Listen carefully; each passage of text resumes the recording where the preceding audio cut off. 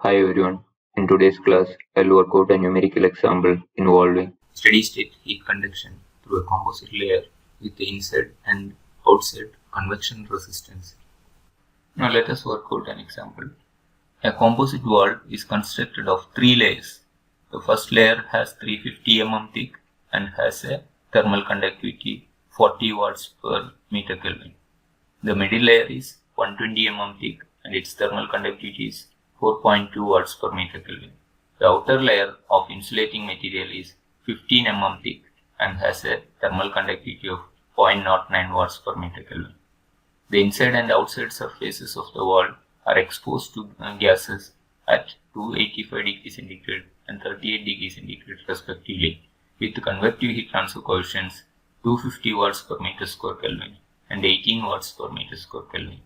Find the heat flow through the composite wall in 2 hours. So you are having a composite wall with 3 layers.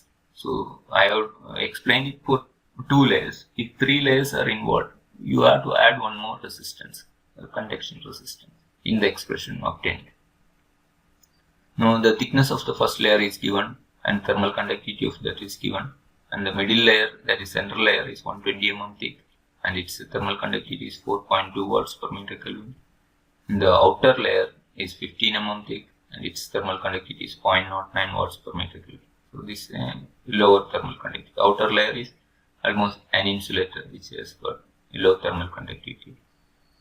Inside and outside temperatures are given. For the gas temperatures, the fluid temperatures are given.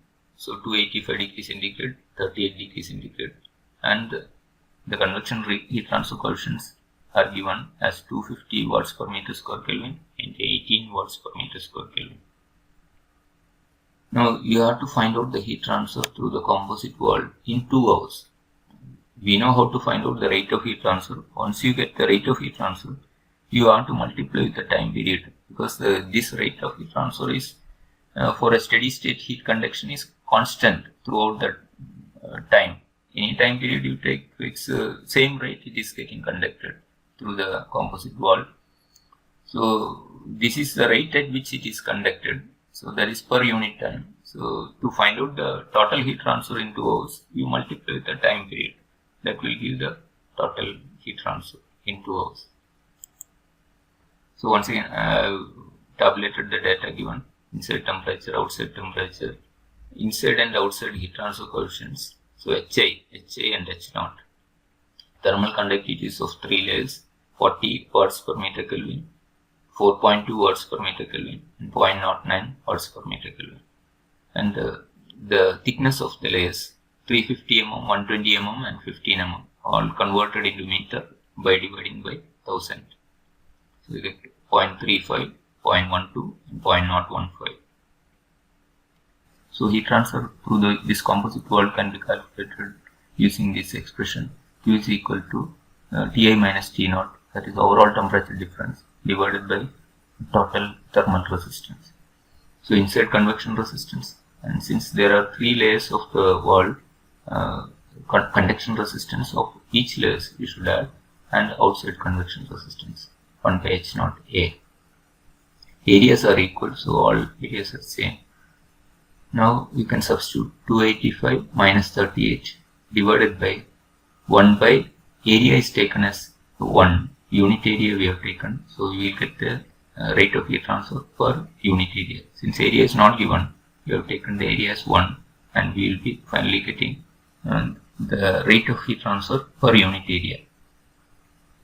So 1 by area is 1 and HI is 250.